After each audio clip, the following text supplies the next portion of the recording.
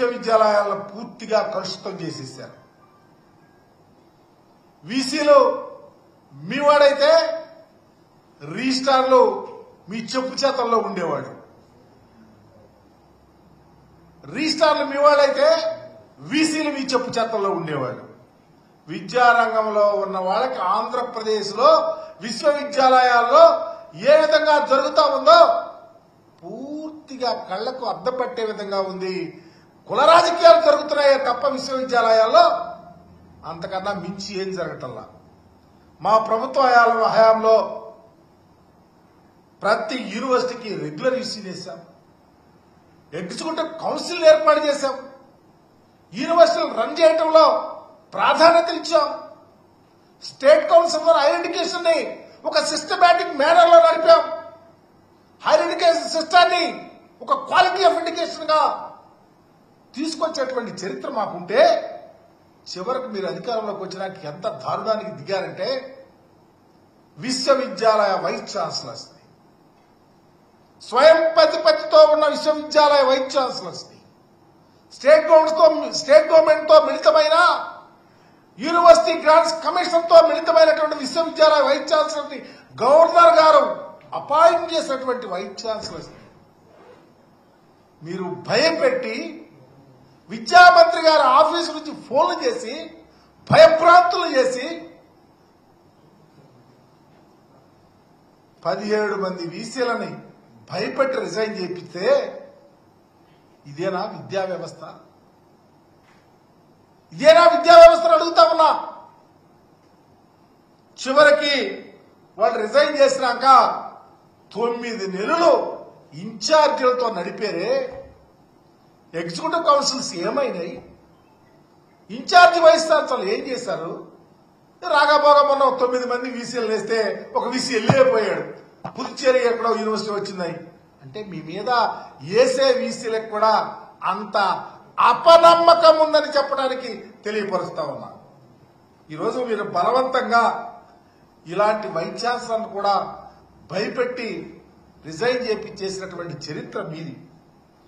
ఇకపోతే 2014-19కి సంబంధించి విశ్వవిద్యాలయాల్లో టీడీపీ అధికారంలో ఉన్నప్పుడు పూర్తిగా టీడీపీ కార్యాలయాల్లాగా చేసినటువంటి చరిత్ర అందరినీ చూసాం.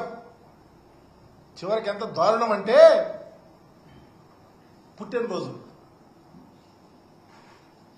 చంద్రబాబు గారి పుట్టినరోజు, మరి అప్పుడు లోకేష్ బాబు గారి పుట్టినరోజు, అయ్యన్న పాత్రుడి గారి పుట్టినరోజు, స్వర్గీయ ఎర్రవరాయన గారు చనిపోయిన రోజు, చివరికి ఎంత దారుణం అంటే క్లాస్ రూముల్లో కూడా సభ్యత్వాలు, టీఎన్ఎస్ఎఫ్ సంబంధించి క్లాస్ రూమ్ లో సభ్యత్వాలు చేర్పించి యూనివర్సిటీలను భ్రష్టు పట్టించినటువంటి చరిత్ర మీది. విశ్వవిద్యాలయాలలో నిజంగా రిక్రూట్మెంట్స్ అంటే ఒక చారిత్రాత్మకం. 2018లో విశ్వవిద్యాలయాల్లో రిక్రూట్మెంట్ చేస్తారేమోనని పిహెచ్డీలు చేసి రీసెర్చ్ అసోసియేట్స్ గా పనిచేసి యూనివర్సిటీ ప్రాజెక్టులో పనిచేసినటువంటి అనేక మంది ఎదురు చూస్తే నిబంధనలకు నీళ్లు తిలోదకాలు ఇచ్చారు. తిలోదకాలు ఇస్తే చివరికి ఏమీ చేయలేక హైకోర్టుకు వెళ్తే 75 కేసులు మీ యొక్క టెన్యూర్లో వేస్తే మీ 15 సంవత్సరాల పరిపాలనలో ఒక్క రిక్రూట్మెంట్ చేయాలి. ఓన్లీ మీ వల్లే యూనివర్సిటీలు స్కెల్టల్ అయిపోయినాయి. మీ పరిపాలన లేమి వల్లే యూనివర్సిటీలో విద్యా వ్యవస్థ భ్రష్టు పట్టింది. విశ్వవిద్యాలయంలో ఉన్నటువంటి యూనివర్సిటీలు భ్రష్టు పట్టడానికి చంద్రబాబు నాయుడు గారి ప్రభుత్వాలే కారణం. దానికి రిక్రూట్మెంట్ లేదు, రీసెర్చ్ లేదు, అడ్మిషన్ సరిగా లేవు, క్వాలిటీ ఆఫ్ ఎడ్యుకేషన్ లేదు, క్వాలిటీ ఆఫ్ టీచింగ్ లేదు. పెర్ఫార్మెన్స్ లేకుండా మీ యొక్క అజ్ఞానమైనటువంటి వైస్ ఛాన్సలర్స్ వేసి మీ యొక్క పార్టీ కార్యకలాపాలు చేశారు తప్ప ఏనాడు విద్యను పురికొల్పాలనో రీసెర్చ్ చేయించాలనో థీసిస్ పెర్ఫార్మబుల్ గా సబ్మిట్ చేయించాలనో విజ్ఞానవంతులు చేయాలనో శాస్త్రజ్ఞులను తయారు చేయాలనో ఏనాడు లేదు. దానికి ఉదాహరణ చెప్తా. న్యాక్ సంబంధించి 2024లో మా ముఖ్యమంత్రి గారు ఉన్నప్పుడు A++ వచ్చింది యూనివర్సిటీస్కి. 2019లో అప్పుడు 0. అలాగే A+ అయితే నాన్ గ్రేడ్ సాధించిన యూనివర్సిటీల్లో అయితే 2024లో 13 ఉంటే 2019లో అయితే 4. ఏ గ్రేడ్ అయితే 2024 మా గవర్నమెంట్ లో 46 వస్తే 2019లో 11, ఇప్పుడైతే 5. అంటే higher education gross enrolment GRE పిల్లలు చదివే అంటే ఎంతమంది చేరతా ఉన్నారనే దాని మీద 2018లో అయితే 32.4% అయితే 2024లో 36.5%. అంటే దీంట్లో ఒక్కొక్క విషయం. 2018లో 100 మంది అబ్బాయిలు చేరతా ఉంటే 81 మంది అమ్మాయిలు చేరేవాళ్ళు. కానీ 2024లో 100 మంది అబ్బాయిలు చేరతా ఉంటే 96 మంది అమ్మాయిలు చేరేవాళ్ళు. కారణం fee reimbursement, education system, advantages of education, recruitment, campus selections. ఒక కాన్సన్ట్రేటివ్ గా ఎడ్యుకేషన్ సిస్టాన్ని తీసుకొచ్చినటువంటి పరిస్థితి జగన్మోహన్ రెడ్డి గారికి దక్కుతుందని చెప్పడానికి ఏమాత్రమూ సంకోచించడం. అదే కాకుండా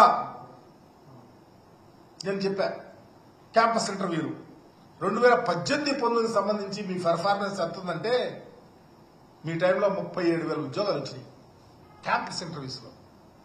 2024లో 1,20,000 మందిని విశ్వవిద్యాలయాల్లో సంబంధించినటువంటి వాటిలో క్యాంపస్ ఇంటర్వ్యూస్ లో సెలెక్ట్ అయ్యారంటే మీ ఘనత ఏముంది?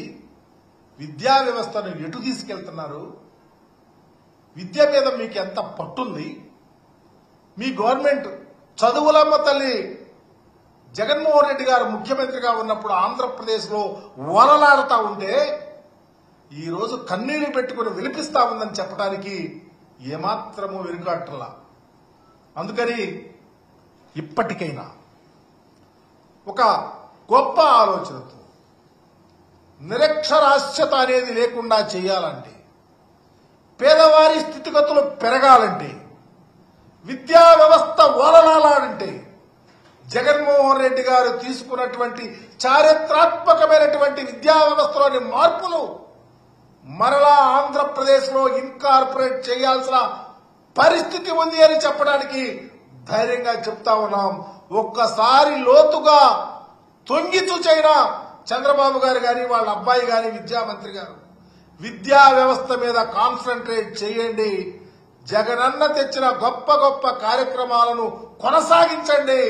ఈ రాష్ట్రంలో పేద విద్యార్థుల స్థితిగతులు మెరుగుపరచండి అని చెప్తూ ఇకనైనా జ్ఞానోదయం తెచ్చుకొని విద్యా వ్యవస్థ మీద కాన్సన్ట్రేట్ చెయ్యమని, తెలియకపోతే ఇన్వాల్వ్ అవ్వకపోతే విద్యావంతులను తెచ్చుకొని దగ్గర పెట్టుకొని విద్యా స్కూల్ ఎడ్యుకేషన్ కానీ, కాలేజ్ ఎడ్యుకేషన్ కానీ, హైయర్ ఎడ్యుకేషన్ కానీ ఒక క్వాలిటీ ఆఫ్ ఎడ్యుకేషన్ ఆంధ్రప్రదేశ్ లో ఇన్కార్పొరేట్ చేయమని మీ ద్వారా తెలియపరుస్తా ఉన్నా.